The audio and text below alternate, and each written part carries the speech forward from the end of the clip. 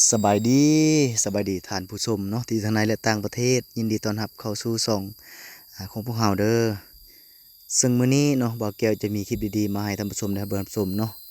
ผมมื้อนี้บ่าวแก้วได้มาอยู่ที่งานดองหรือว่างานแต่งแต่บังเอิญได้พบกับน้องผู้นี้เนาะก็เลยได้ถ่ายคลิปให้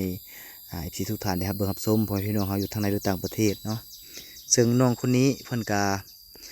แนะนำมาในผู้รับใช้เนาะเพิ่นก็มารับใช้อยู่ที่ เฮือนของเจ้าสาวเนาะมื้อนี้เฮามางานแต่งอยู่ที่เฮือนเจ้าสาวก็เลยได้พ่อน้องคนนี้เพิ่นก็เลยได้รับใช้ทางไทเฮาเพราะไทเฮาเป็นเคยเนาะแนะนำไทเฮาเป็นเคยแล้วก็เลยเพิ่นก็เลยรับใช้เนาะแล้วก็ยินเหล้ายินเบียร์ให้ไทเฮากิน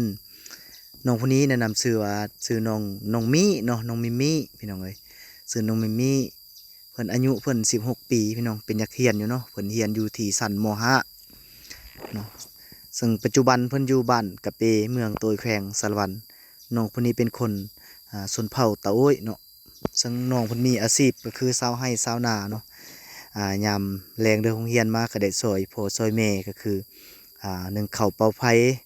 คันวันเสาร์อาทิตย์น้องเพิ่นก็ได้ช่วยช่วงนี้ก็ซักข้าวให้เนาะน้องเพิ่นได้ซักข้าวให้นำพ่อนำแม่อิงตามเวียกตามฤดูกาลพี่น้องเนาะ